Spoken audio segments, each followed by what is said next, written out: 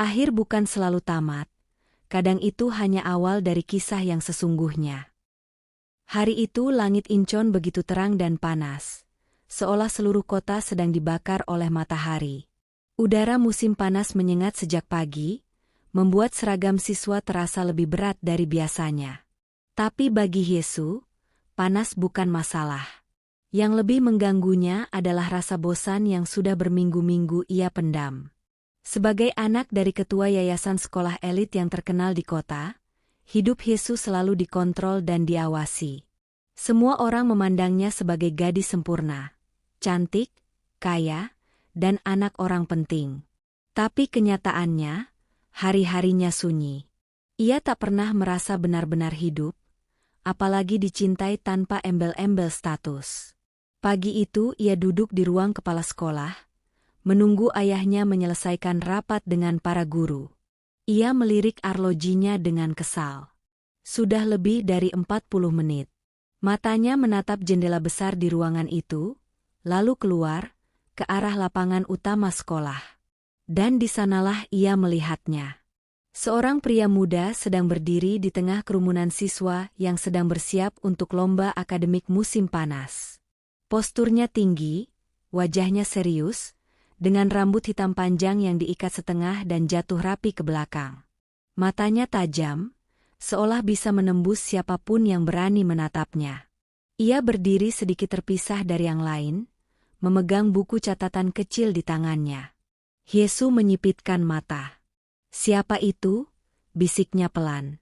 Tak lama, sekretaris sekolah masuk dan memberitahunya bahwa rapat ayahnya akan berlangsung lebih lama. Bosan, Yesus meminta izin untuk berkeliling sekolah. Ia ingin mengenal lebih dekat lingkungan baru. Begitu katanya, padahal dalam pikirannya, ia hanya ingin mendekati satu orang. Lapangan itu tak jauh dari aula utama.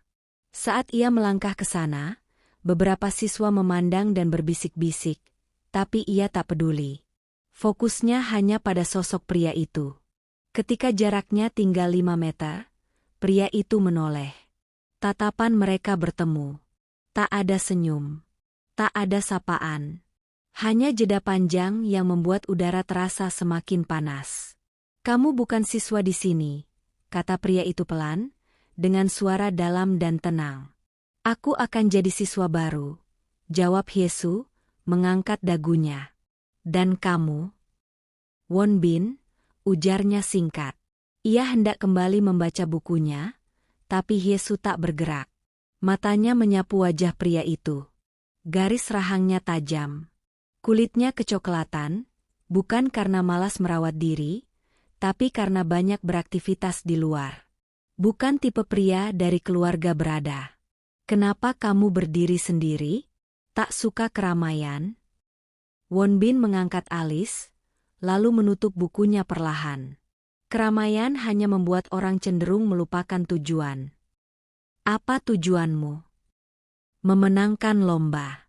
Dapat beasiswa. Lulus cepat." Yesus tersenyum kecil. "Kau tidak menyebutkan bersenang-senang." "Aku tidak punya waktu untuk bersenang-senang." Untuk pertama kalinya, Yesus tertarik. Bukan karena wajahnya. Bukan karena prestasinya yang tadi ia dengar dari para guru. Tapi karena kesepian dalam suara pria itu terdengar sangat akrab. Sejak hari itu, Yesus terus mencari alasan untuk melewati lapangan, perpustakaan, dan lorong kelas tempat Won Bin biasa berada. Tapi ia tak pernah mendekat lagi. Ia ingin melihat dulu, seberapa dalam pria itu bisa membuatnya melupakan segalanya, termasuk status, peran, dan aturan. Yang tak mereka sadari, ada sesuatu yang mulai tumbuh di antara panas matahari dan sorot mata yang diam-diam saling mengejar. Sebuah rasa yang belum bernama. Dan sebentuk bahaya yang belum disadari. Hari pertama Yesus resmi menjadi siswa baru di sekolah elit tempat ayahnya menjabat sebagai ketua yayasan terasa, seperti parade penuh sandiwara. Para guru menyambutnya dengan senyum dibuat-buat, murid-murid membicarakannya di lorong-lorong, dan seluruh pandangan seakan ingin menyelami seberapa besar kekuasaan di balik tubuh mungil berbalut seragam itu. Namun Yesus tidak peduli. Satu-satunya hal yang benar-benar ia cari hari itu adalah Won Bin. Dan dia menemukannya. Duduk sendirian di barisan paling belakang kelas unggulan, wajahnya fokus menatap layar tablet, jari-jarinya menari di atas papan catatan. Bahkan ketika guru memperkenalkan Hyesu di depan kelas, ia tak mengalihkan pandangannya. Hyesu akan duduk di barisan depan, kursi kosong di dekat jendela, ucap guru. Beberapa siswa langsung melirik satu sama lain, berbisik soal anak kepala yayasan yang berani pindah ke sekolah murid paling pintar. Won Bin tetap tidak bereaksi. Hyesu melangkah dengan tenang ke kursinya. Tapi ia tahu benar bahwa pria di barisan belakang itu tahu dia ada di sana. Hari-hari berikutnya terasa seperti permainan diam-diam. Won Bin tak pernah memulai percakapan. Tapi setiap kali Hyesu melihat ke arahnya, ia mendapati mata pria itu sedang memperhatikannya duluan. Dari balik buku, dari cermin lab, dari pantulan kaca ruang komputer. Malam hari di rumah, Hyesu membuka media sosial sekolah dan mencari semua yang bisa ia ketahui tentang Won Bin. Anak paling pintar. Selalu ranking 1. Tidak pernah ikut acara sekolah. Tidak punya teman dekat. Tinggal di apartemen kecil bersama adik perempuannya. Ayahnya sudah lama pergi. Ibunya bekerja di luar negeri. Dan yang paling menarik, ia pernah dikeluarkan dari sekolah lain. Alasannya tidak jelas. Berita itu disamarkan. Tapi Hyesu tahu, ada sesuatu di balik sikap dingin dan wajah tenang itu. Suatu sore, setelah kelas tambahan selesai, Hyesu memutuskan untuk menunggu di halaman belakang sekolah. Tempat itu sepi, biasanya hanya digunakan saat lomba taman atau acara seni. Langit mulai jingga saat langkah kaki mendekat. "Kau mengikutiku?" tanya suara tenang itu. Hyesu menoleh, pura-pura terkejut. "Oh, aku tidak tahu kamu lewat sini." Won Bin menatapnya, tajam tapi tidak marah. "Kau anak kepala yayasan. Kau tahu semua sudut sekolah. Jadi kau tahu siapa aku," gumam Hyesu. "Tapi kau tetap tidak peduli. Aku tidak tertarik pada orang yang punya segalanya sejak lahir." Hyesu mengangkat alis. "Dan kau pikir aku bahagia dengan semuanya itu?" Won Bin diam. Hyesu melangkah mendekat, hanya beberapa meter dari tubuh pria itu. Ada angin panas yang mengelus lehernya, membuat rambut pendeknya sedikit terangkat. "Aku melihatmu pertama kali di lapangan, dan aku merasa kau seperti seseorang yang tidak bisa disentuh. Aku memang tidak seharusnya disentuh." Mata mereka bertemu. Tak ada suara. Tak ada orang lain. Hanya dua jiwa yang diam-diam tertarik oleh sesuatu yang belum mereka pahami. "Apa yang kau sembunyikan, Won Bin?" bisik Hyesu. Dia menunduk sebentar, lalu tersenyum kecil. Senyum yang lebih menyerupai luka daripada kehangatan. Aku cuma seseorang yang tahu, kalau terlalu dekat dengan orang sepertimu, bisa menghancurkan segalanya." Sebelum Hyesu sempat bertanya lebih jauh, Won Bin pergi begitu saja. Meninggalkan aroma penasaran yang menusuk, dan tanya yang menyesakkan. Apa yang sebenarnya sedang ia sembunyikan? Minggu ketiga kehadiran Hyesu di sekolah mulai merubah irama harian yang sebelumnya datar. Kehadirannya seperti gelombang kecil yang mengganggu permukaan air tenang. Ia bukan tipe gadis cerewet, tapi keberaniannya mendekati siapapun tanpa memedulikan status sosial membuat banyak murid waspada, terutama mereka yang tahu siapa Won Bin. Sore itu, ruang rapat OSIS dipenuhi beberapa siswa pilihan untuk mempersiapkan festival musim panas yang akan datang. Kepala sekolah ingin acara ini besar-besaran karena akan diliput media. Dan untuk pertama kalinya, ketua yayasan, Ayah Hyesu, turut menekan agar proyeknya terlihat sempurna. Ketika guru pembina membacakan daftar siswa yang akan memimpin tim dekorasi utama, nama Won Bin disebut. Dan menyusul kemudian, Hyesu. Kerjasama dengan baik, ya. Dua otak jenius di ruangan ini, hasilnya pasti luar biasa, ucap guru itu sambil tertawa. Ruangan terasa aneh. Beberapa orang bertukar pandang, tahu bahwa dua nama itu seperti air dan api, tak seharusnya digabung. Tapi tak ada yang berani mengeluh. Petang harinya, ruang persediaan di lantai 2 digunakan untuk menyortir bahan-bahan dekorasi. Yesus datang lebih dulu. Ia mengenakan sweater tipis putih. Langit sore menyinari ruangan lewat jendela besar, membuat ruangan itu tampak seperti adegan film yang terlalu tenang untuk dipercaya. Saat pintu terbuka, Won Bin masuk, membawa gulungan besar kertas dan papan tulis mini. Aku mulai pikir kau sengaja membuat gurumu menjodohkan kita dalam proyek ini, katanya datar. Kalau iya, apa kau akan kabur? Tantang Yesus sambil menyusun pita warna di rak. Won Bin meletakkan barangnya, lalu berjalan melewatinya begitu dekat hingga pundak mereka bersentuhan. Dan untuk sesaat, ada keheningan yang aneh. Tubuh Yesus menegang. Won Bin merasakan itu, tapi ia terus berjalan, pura-pura tak terjadi apa-apa. Beberapa menit mereka bekerja dalam diam, menyusun perlengkapan dan mendesain tata letak panggung dari sketsa. Hingga akhirnya tangan mereka menyentuh kertas yang sama secara bersamaan. Yesus tak menarik tangannya. Won Bin mengangkat wajahnya. Mata mereka bertemu, hanya sejengkal. Nafas mereka saling menyentuh. Wajahnya begitu dekat, hingga Yesus bisa mencium aroma samar sabun dan tinta dari seragamnya. Apa kau takut padaku? Tanya Won Bin, lirih, seperti suara orang yang tak ingin jawabannya. Ya? Aku hanya takut, bisik Yesus, kalau aku mulai menyukai seseorang yang bisa menghancurkanku. Won Bin ingin menjauh, tapi tubuhnya tak bergerak. Ia menatap bibir Yesus, lalu menunduk sedikit. Namun, di detik itu, langkah kaki di luar membuat mereka tersentak mundur. Yesus buru-buru memunggungi Won Bin. Wajahnya memerah, dadanya sesak. Sentuhan kecil tadi meninggalkan getaran yang menembus jauh ke dalam hatinya. Won Bin berjalan ke arah pintu tanpa berkata apa-apa. Tapi sebelum pergi, ia berhenti di ambang pintu, menoleh setengah.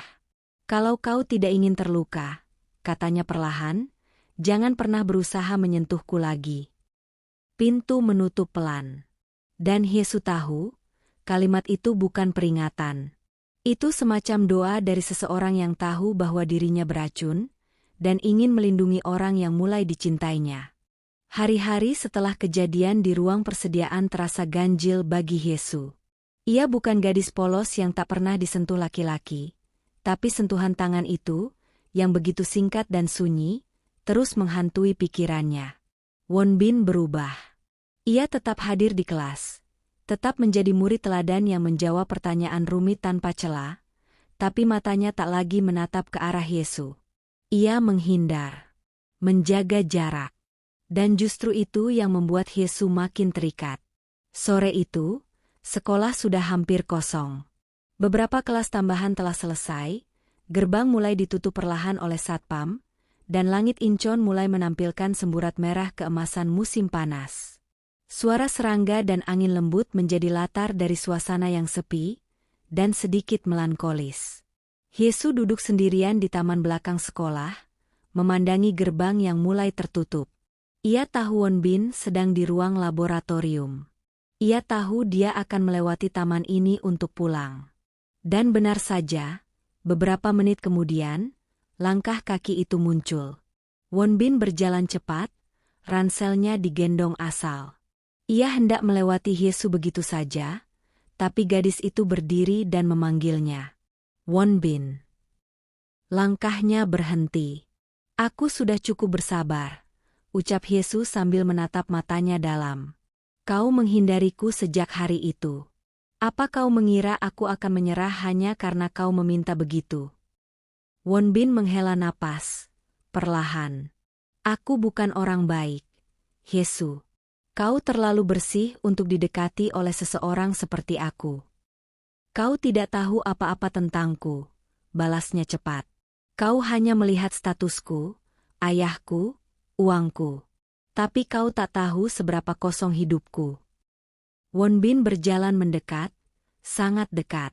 Sorot matanya mulai memanas, tapi suaranya tetap rendah. Dan kau tak tahu seberapa hancurnya aku jika jatuh hati padamu. Diam. Mata mereka bertemu, lebih dari sekadar tatap. Itu adalah pertempuran dua jiwa yang ingin saling melukai sekaligus menyelamatkan. Won Bin menatap wajah Yesu.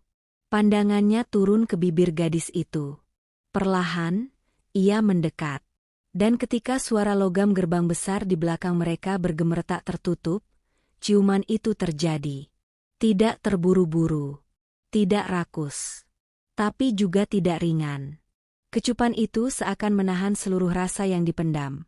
Sejak tatapan pertama di lapangan, sejak tangan mereka bersentuhan, sejak mereka saling menjauh tapi terus saling mencari. Yesu meremas kemeja Won Bin, menahannya agar tidak menjauh. Tapi seperti embusan angin musim panas yang tak bisa ditahan, Won Bin melepaskan diri perlahan. Nafasnya berat. Matanya masih menatap dalam. "Maaf," bisiknya. "Aku harusnya tidak." "Kenapa?" potong Yesu. "Karena kau takut padaku? Atau karena kau takut pada dirimu sendiri?" Won Bin tak menjawab. Ia hanya memandang Yesu untuk waktu yang terlalu lama sebelum akhirnya pergi, melangkah cepat meninggalkan taman. Yesu berdiri diam, menyentuh bibirnya yang masih hangat. Ciuman itu bukan sekadar kontak fisik. Itu adalah awal dari sesuatu yang lebih besar. Sesuatu yang bisa menyelamatkan, atau menghancurkan mereka berdua. Pagi itu, langit Incheon mendung. Awan menggantung rendah, seperti pertanda bahwa sesuatu yang berat akan segera turun. Suasana sekolah terasa muram meski bel belum berbunyi. Tapi Yesu, yang biasanya peka, tidak terlalu memperhatikannya. Pikirannya masih tersisa di taman belakang, di ciuman itu. Won Bin tidak masuk hari ini. Sudah 2 hari berturut-turut. Yesu duduk di perpustakaan, buku terbuka tapi tak terbaca. Suara langkah dan gumaman murid-murid bergaung di antara rak-rak, tapi hatinya tertutup rapat pada semuanya. Ia merasa ada sesuatu yang tidak beres. Won Bin bukan tipe yang bolos. Dia selalu ada, selalu tepat waktu, selalu sempurna. Lalu sebuah suara menghentikan lamunannya. "Kalau kau benar-benar peduli padanya, lebih baik kau berhenti sekarang." Yesu menoleh. Seorang pemuda berdiri tak jauh darinya. Rambutnya diwarnai pirang pucat, seragamnya kusut. Namanya Kyung Ho, siswa bermasalah yang terkenal sering nongkrong di luar pagar sekolah. Dulu pernah dihukum karena perkelahian. "Maaf?" tanya Yesu, bingung. "Won Bin," kata Kyung Ho sambil mendekat. "Dia bukan seperti yang kau kira." Yesu menegakkan punggungnya. "Kau bicara seolah mengenalnya. Kami satu sekolah dulu, sebelum dia pindah ke sini." Kyung Ho menyeringai. "Kau tahu kenapa dia dikeluarkan?" Yesu diam. Kyung Ho duduk di bangku depan meja Yesu dan bersandar, seolah menikmati keanehan situasi itu. Dia nyaris membunuh seseorang. Satu kalimat itu memotong udara seperti pisau. Dia memang pintar, tapi punya sisi gelap. Seseorang pernah membuli adik perempuannya, dan dia, Kyung Ho terkekeh pendek. Dia membuat si pembuli itu masuk rumah sakit. Serius. Tapi karena tidak ada bukti langsung, dia tidak ditahan. Cuma dikeluarkan. Yesu menatap lurus ke mata pemuda itu. Wajahnya tenang, tapi jantungnya berdetak tak beraturan. "Kenapa kau memberitahuku semua ini?" Kyung Ho berdiri, membungkuk sedikit ke arah Yesu. Suaranya menurun menjadi bisikan kasar. "Karena aku tahu tatapan orang yang jatuh cinta. Dan kau, gadis kecil, sedang jatuh cinta pada pria yang bisa menghancurkanmu." Malam harinya, Yesu berdiri di depan gedung apartemen sederhana di pinggiran kota. Hujan turun ringan. Ia melihat ke atas, lampu di lantai 3 menyala. Ia tak pernah ke sini sebelumnya, Tapi ia menyuruh sopir diam-diam menurunkannya tak jauh dari sana. Dengan langkah cepat, ia naik ke lantai 3 dan berdiri di depan pintu nomor 303. Jantungnya berdebar kencang. Ia mengangkat tangannya dan mengetuk pelan. Butuh waktu hampir semenit sebelum pintu terbuka sedikit. Won Bin berdiri di baliknya, mengenakan kaos kusam dan celana olahraga. Rambutnya tergerai setengah basah. Matanya lelah. "Kau tidak seharusnya di sini," katanya datar. "Kau tidak seharusnya menghilang," balas Hyesu. "Diam." Won Bin membuka pintu sedikit lebih lebar, dan Hyesu masuk. Apartemennya kecil, bersih, tapi sunyi. Suara tetesan hujan di luar terdengar jelas. Hyesu berdiri di ruang tamu. Won Bin tidak bicara apa-apa, hanya berjalan ke dapur, mengambil 2 gelas dan menuangkan air. "Kau tahu aku akan dengar tentang masa lalumu," kata Hyesu pelan. Won Bin tak menoleh. "Dan kau tahu aku berharap kau tidak pernah tahu." Hening. "Apa kau melakukannya?" tanya Hyesu. "Memukul orang itu?" Won Bin menatapnya perlahan. Matanya tidak marah, tidak membela diri. Hanya kosong. "Aku tidak menyesal. Tapi aku berharap aku bisa melindungi adikku tanpa harus melakukan itu." Hyesu mendekat. Tangannya gemetar, tapi ia menggenggam gelas yang diberikan. "Kenapa kau tak pernah cerita?" "Karena semua orang akan menjauhiku begitu tahu." "Aku tidak." Won Bin memejamkan matanya. Suaranya nyaris tak terdengar. "Justru itu yang membuatku takut." Hyesu mendekat lebih jauh. Mereka berdiri sangat dekat sekarang. Hanya setengah napas terpisah. "Aku tidak takut padamu, Won Bin," bisiknya. "Aku takut kehilanganmu." Dan malam itu, untuk pertama kalinya, Won Bin menunduk dan meletakkan dahinya di bahu gadis itu. Bukan untuk mencium, bukan untuk menggoda, tapi untuk bersembunyi. Dari dunia. Dari rasa bersalah. Dari semua masa lalu yang terus mengejarnya. Dan Hyesu hanya diam, membiarkan tubuhnya menjadi tempat pulang bagi seorang pria yang tak pernah tahu rasanya diselamatkan. Hyesu duduk diam di ruang kelas kosong saat matahari sore menyorot masuk lewat jendela besar. Gaun seragamnya yang sedikit longgar di bagian bahu, membuat lekuk lehernya terlihat anggun. Jemarinya memainkan ujung lengan kemejanya, gugup. Sejak kejadian semalam, ia tak bisa berhenti memikirkan Won Bin. Sentuhan tangannya, sorot matanya, keheningan yang seolah berbicara lebih banyak daripada kata-kata. Pintu kelas terbuka perlahan. Won Bin masuk tanpa suara, hanya menatap Hyesu sebentar, lalu duduk di bangku 2 meja di depannya. Tak ada sapaan. Tapi kehadirannya cukup membuat detak jantung gadis itu meningkat. "Kenapa kamu tidak menemuiku hari ini?" tanya Hyesu perlahan. Won Bin menatap keluar jendela. "Aku harus ke rumah sakit. Teman ayahku masuk UGD." Hyesu diam. Lalu bangkit dan berjalan ke arahnya, berdiri di samping meja. "Kamu berbohong." Won Bin menatapnya, tajam. "Apa maksudmu?" Hyesu menunduk. "Aku melihatmu di belakang gedung tua tadi pagi. Bersama 2 orang laki-laki. Kalian membawa tas hitam besar, seperti tas pengantar barang." Ia menggigit bibir.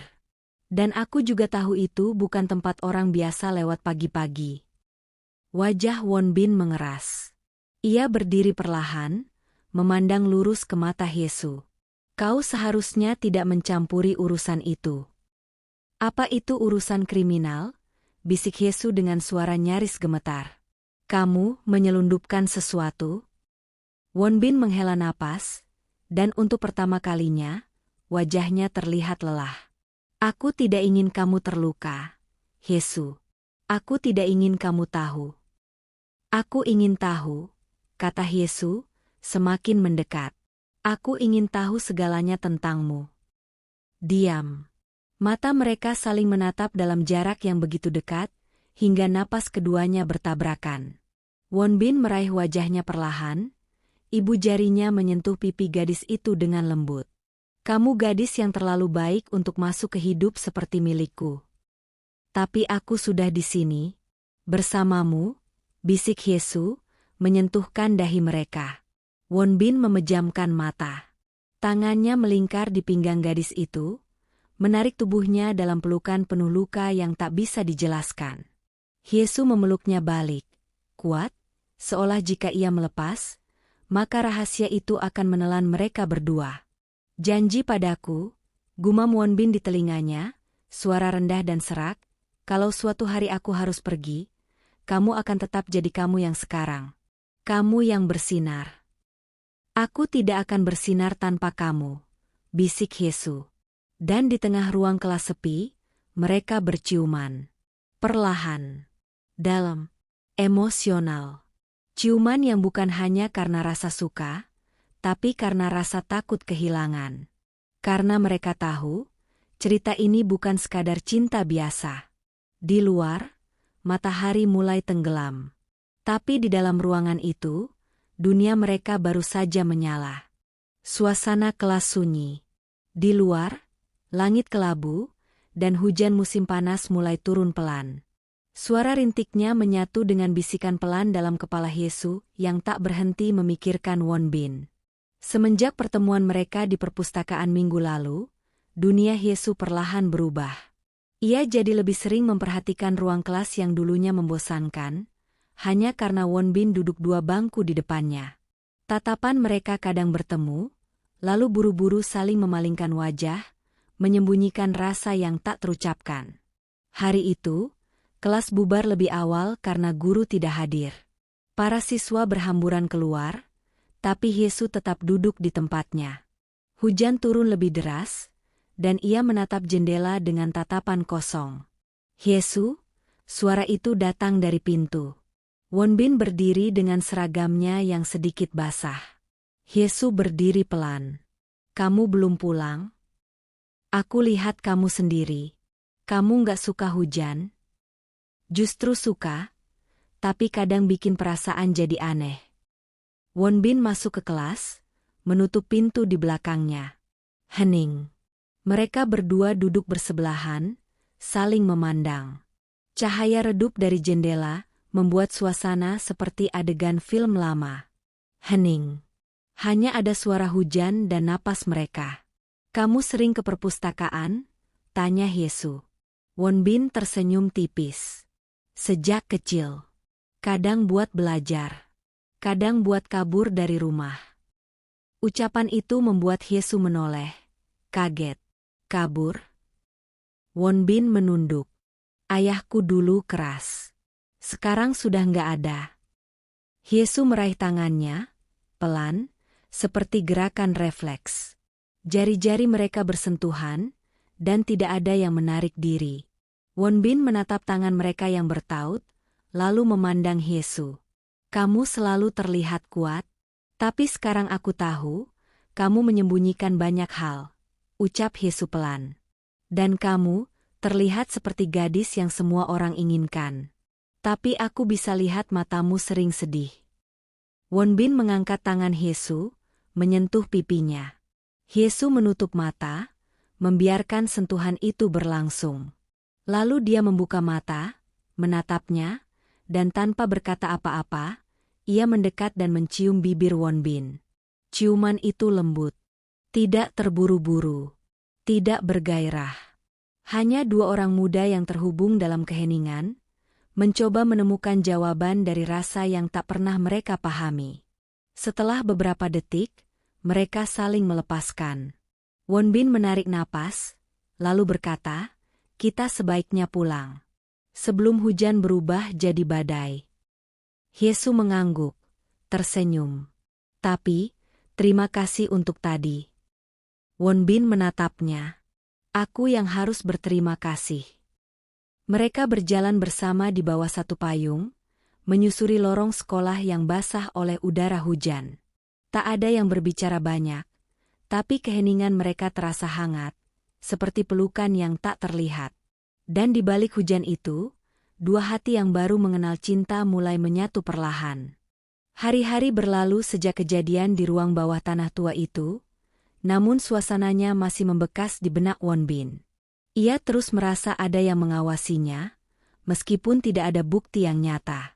Sementara itu, Yesus semakin terbuka padanya.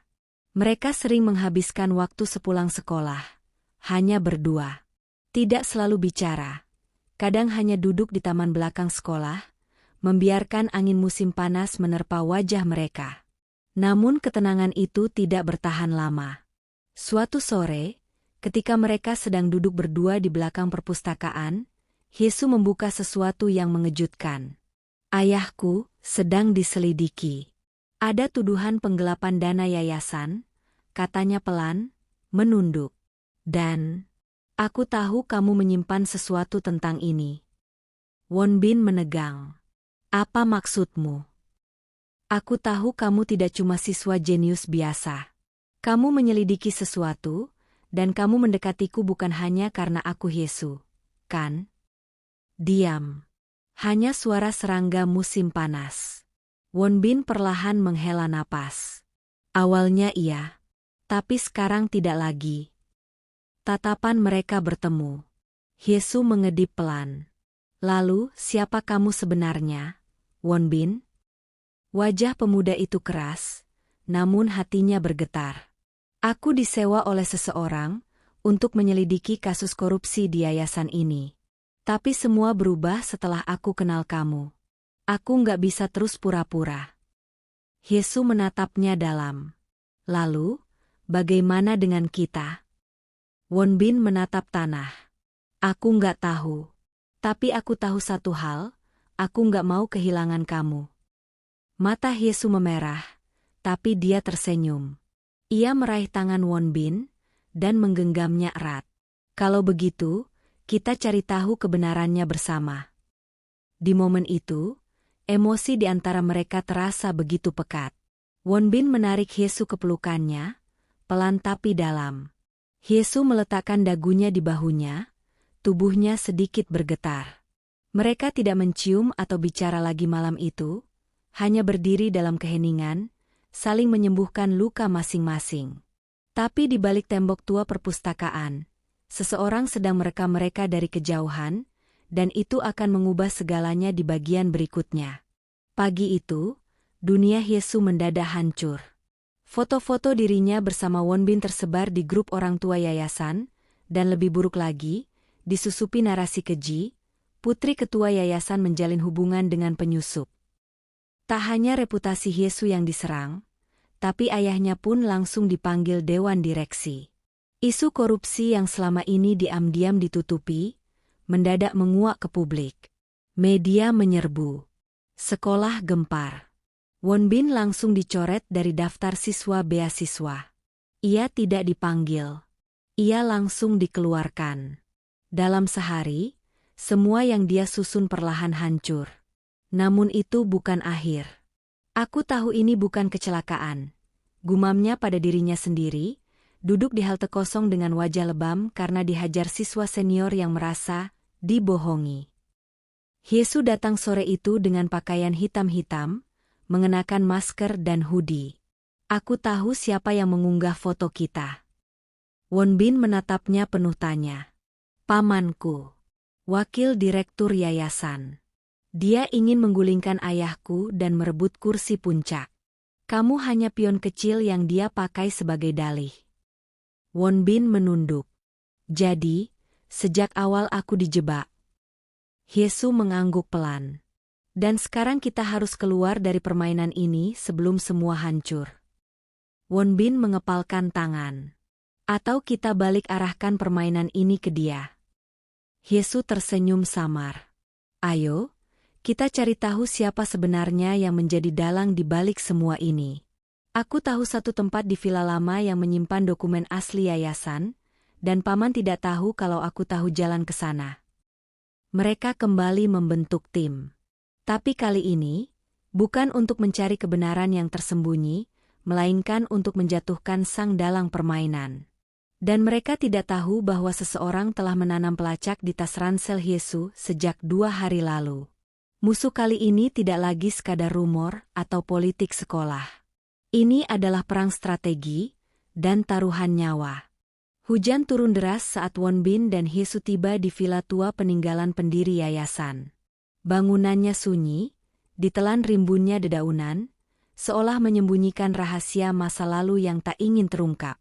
Mereka masuk lewat lorong bawah tanah, jalan rahasia yang hanya diketahui oleh orang dalam. Hye-soo menyalakan senter. Tangannya gemetar. Bukan karena takut, tapi karena tekad yang membara. Di balik lemari besi ini, bisiknya. Ayah pernah bilang, semua kontrak asli dan dokumen pencucian uang disimpan di sini. Won Bin mendekati panel tua. Ia mencongkelnya menggunakan alat yang dulu ia pakai saat membobol lemari kecil di rumah panti asuhan.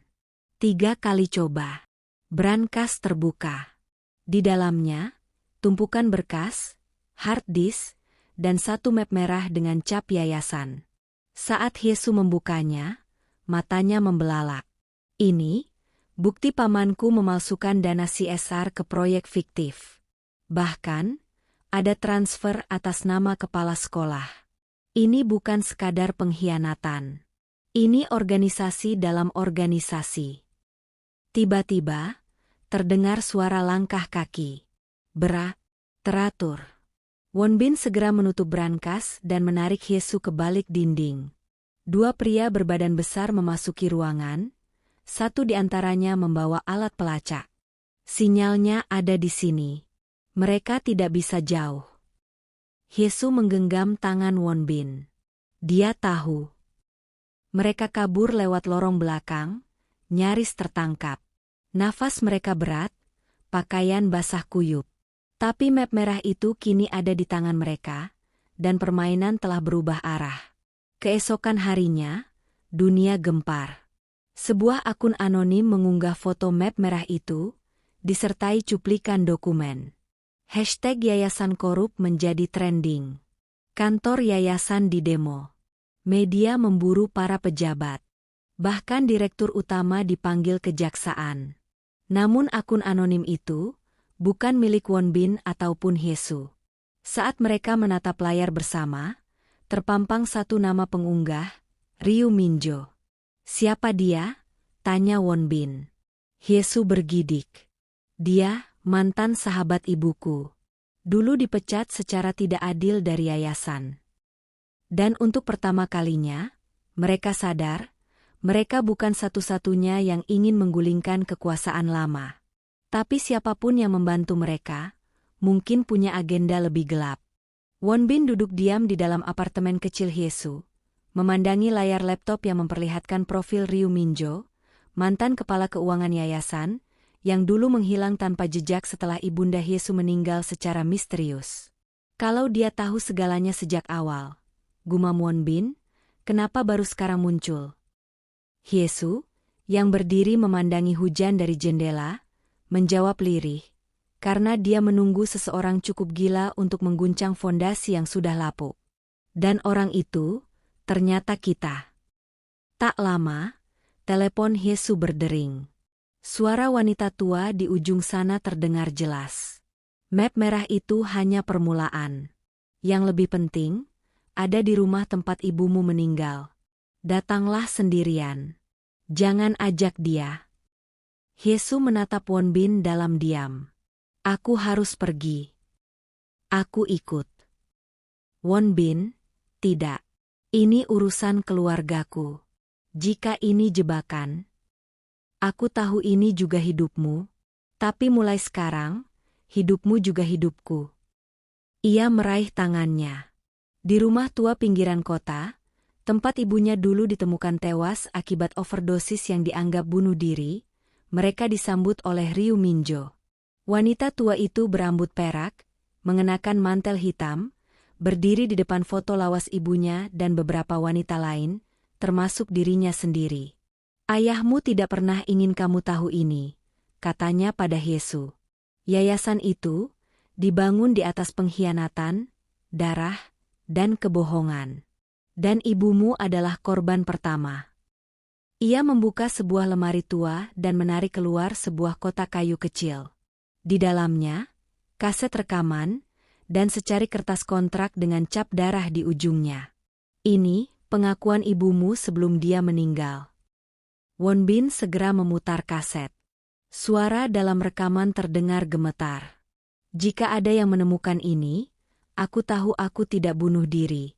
Aku tahu mereka akan mencabut semua aksesku, termasuk keuangan anakku. Tapi jika suatu hari Yesus mendengarkan ini, aku ingin dia tahu, aku tidak pernah menyerah. Aku hanya terlalu lemah untuk melawan sendiri. Yesus menutup mulutnya, menahan isak. Air matanya mengalir deras. Minjo menambahkan, dan sekarang, mereka tahu kalian sudah sejauh ini. Mereka tidak akan diam. Malam itu, di luar rumah tua itu, sebuah mobil hitam tanpa plat mengawasi dari kejauhan. Seorang pria mengenakan airpatch mengangguk ke arah sopir. Mereka sudah tahu semuanya. Aktifkan rencana terakhir. Dan di layar lain, di kantor pusat yayasan, pamannya tersenyum dingin. Kalau begitu, kita buat semua ini tampak seperti perbuatan mereka.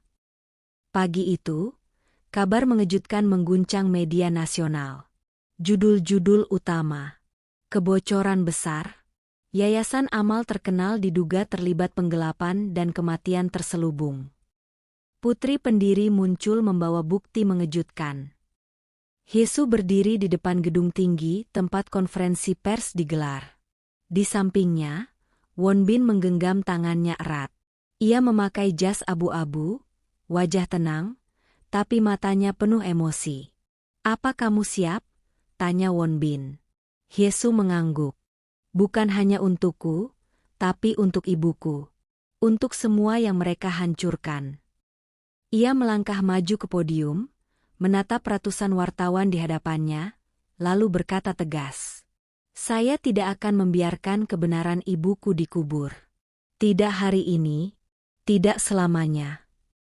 Ia menyerahkan berkas asli, rekaman suara ibunya, kontrak berdarah, dan video tersembunyi yang berhasil direstorasi dari rumah lamanya.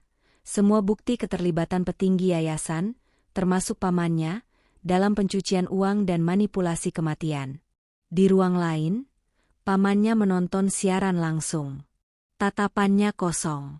Saat aparat masuk ke kantornya, ia hanya berkata dingin, "Jangan kira dunia ini berubah hanya karena satu gadis menangis." Beberapa minggu kemudian, suasana berubah. Yayasan dibekukan. Para koruptor ditangkap.